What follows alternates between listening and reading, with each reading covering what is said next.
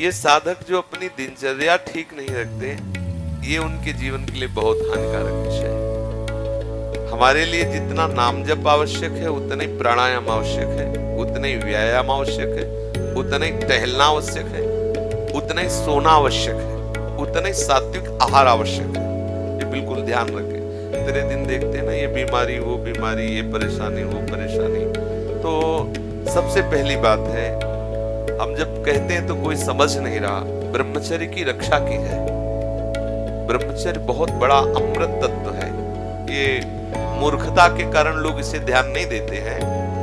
एक ने तो कहा कि संसार में अब यही सुख है, तुम भी उसमें भी कह रहे हो कि ऐसा। हम भाई तुम्हें सुखी करने के लिए कह रहे, दुखी करने के लिए तो नहीं कह रहे ना। हम तुम्हारे दुश्मन नहीं हैं, तुम्हारे मित्र हैं। तुम्हारा मन तुम्हें गलत रास्ता दे सकता है, लेकिन हम तुम्हें गलत रास्ता नहीं दे रहे। तुम सदगृहस्थ हो तो संयम से चलो। सदगृहस्थी में भी एक आप सोचो, आप रात दिन पशुता का व्यवहार करके मलिन मन के द्वारा शांति प्राप्त करना चाहते हो, आनंद की अनुभूति करना चाहते हो, कैसे हो सकता है?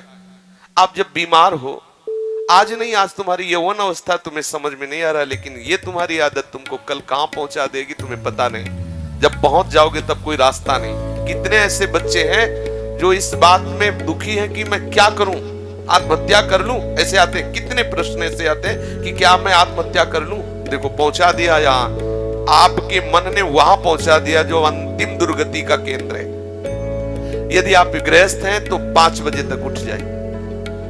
इतनी छूट, मान लो आप रात्रि में 11, साढ़े 11 बजे या 12 बजे सोते तो 5 घंटे। अगर आप दिन में नहीं सोते तो 6 बजे तक उठे। सूर्य उदय हो रहा हो, आप सो रहे हैं, चाहे गृहस्थ हो चाहे विरक्त हो, आप बिल्कुल नष्ट हो जाएंगे। आपकी आयु नष्ट होगी, आपकी बुद्धि भ्रष्ट होगी, आप ब्रह्मचर्य रह नहीं सकते। कह देते ब्रह्मचर्य की क्या जरूरत, क्या आप सच्ची माने? आप 2 महीने ब्रह्मचर्य, अगर गृहस्थ है 2 महीने ब्रह्मचर्य रहिए, 2 महीने केवल, और फिर आप देखिए आपको कैसा लगता है। और उस ब्रह्मचर्य से युक्त होकर फिर संतान उत्पन्न क्रिया की, आप देखिए वो संतान कैसी तेजस्वी होगी। आप उसको समझिए। आप जिसे बिल्कुल साधारण बात समझ रहे हैं, आप समझ रहे हैं आपको छूट मिल गई विषय भोगों के लिए, नहीं, सावधान। कुछ दिनों बाद आप ऐसे ऐसे रोगों से ग्रसित हो जाएंगे कि आप चलने लायक नहीं होंगे। आप खुद देख लीजिएगा। कुछ दिन बाद ऐसी आपकी इंद्रियां हो जाएंगी कि साधारण बातों में आप ब्रह्मचर्य रहित हो जाएंगे, सोच में ब्रह्मचर्य रहित हो जाएंगे, साधारण घर्षण में आप ब्रह्मचर्य रहित हो जाएंगे।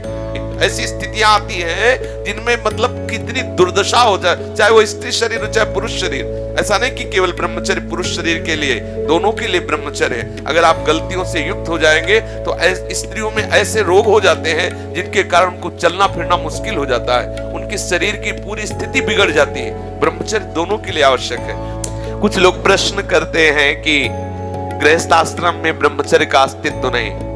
आप देख लो, अगर साल 2 साल में आंखों में कम ना दिखाई देने लगे तो बताना। अगर घुटने दर्द करे, कमर दर्द करे, चलने पर आपको चक्कर आने लगे, देखना, खुद देखना। एक शरीर है, उसकी एक नियत क्षमता है, आप उसके अनुसार गृहस्थ का मतलब ऐसा थोड़ी कि तुम्हारे लाइसेंस मिल गया भोगों का कि तुम मनमानी गंदे आचरण करो और तुम स्वस्थ हो। शरीर है तुम्हारा, कोई सोने चांदी का थोड़ी बना है। सोने चांदी का भी घिसोगे तो पतला जाएगा, वहां नष्ट हो जाएगा। भाई किसी भी चीज को, इसका एक संयम है। देखो, हमने पढ़ा है, शास्त्रों में भी पढ़ा है, जब भगवान गरुड़ जी की उत्पत्ति करने का संकल्प हुआ ना कश्यप जी को, तो 10,000 वर्ष तक ब्रह्मचर्य रहे। और फिर जब माता विंता के गर्भ में आधान किया तो अरुण और गरुड़ जैसे महापुरुष पैदा हुए। अगर आप 5 वर्ष ब्रह्मचर्य रहे केवल इसलिए कि जो हमारी संतान हो वो बहुत देशभक्त, हरिभक्त, बलवान, विद्वान, ज्ञानवान हो, और आप नियम से दोनों भजन करो, और 5 वर्ष बाद गर्भाधान करके संतान उत्पत्ति के शास्त्र सिद्धांत, अगर वो महापुरुष न पैदा हो तो बताना।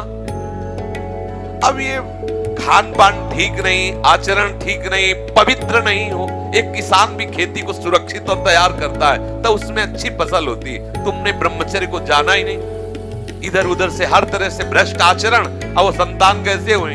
अब देखो, हंसी मजाक की बात है, हम देखा गोदी में चश्मा लगा है, भगवान गोदी में है, शुगर है 500। अब बोलो इनको जवानी आएगी कभी? क्या हुआ? ये गलतियां हो गई, संयम बर्ताव नहीं किया गया, वीर में वो सामर्थ्य नहीं रही कि संतान को तेजस्वी ओजस्वी बना सके। अब इन बातों को कहा जाता है गुप्त रखो, गुप्त मरो। भाई आप जैसे कह रहे हैं सब कहने सुन तो देख लो, आगे तुम्हारे आ जाएगा। अगर उठने में तुम्हें तकलीफ ना होने लगे कहना, अगर बादाम ज्यादा खाओगे तो लीवर खराब हो जाएगा, देखो कुछ दिन बाद देख लेना। ये जो लोग कहते हैं ना कि अरे बाबा लोग सब कहते हैं, देख लेना तुम्हारे पुरखा पानी पा जाएंगे। तुम तो हमारी आत्मा हो, इसलिए हम तुम्हें प्यार से समझाते हैं। जैसे हम कहते हैं तुम ब्रह्मचर्य रहो, हस्त मैथुन मत करो, गंदे आचरण मत करो, व्यभिचार मत करो।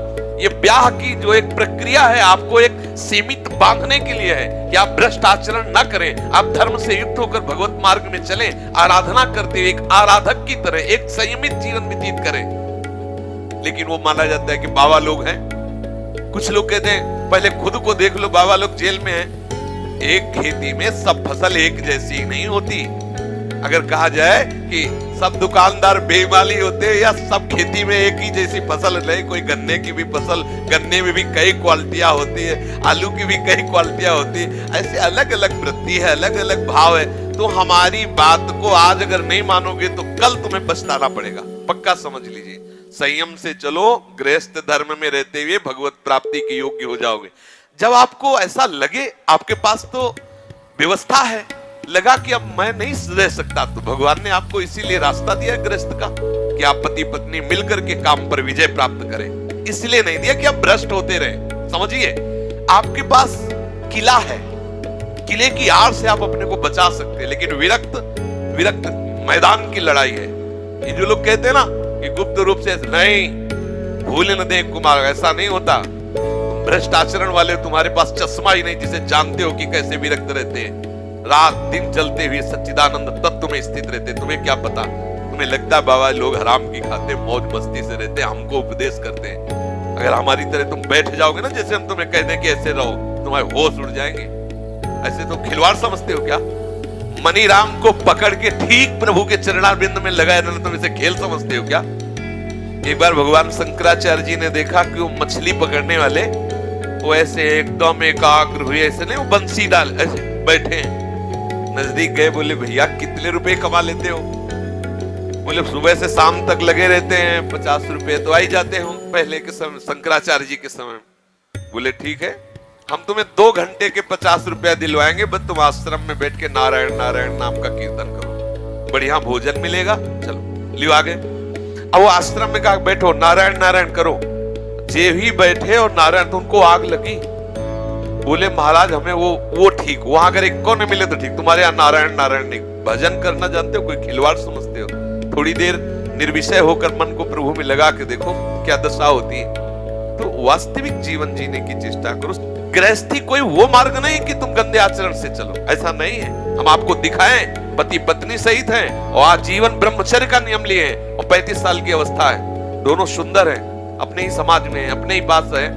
ऐसे कितने लोग, एक तो थोड़े, ऐसे कितने हैं 30-35 की अवस्था आजीवन के लिए संकल्प वृंदावन में करके संकल्प करके। अब बोलो कितनी बड़ी हिम्मत की बात है।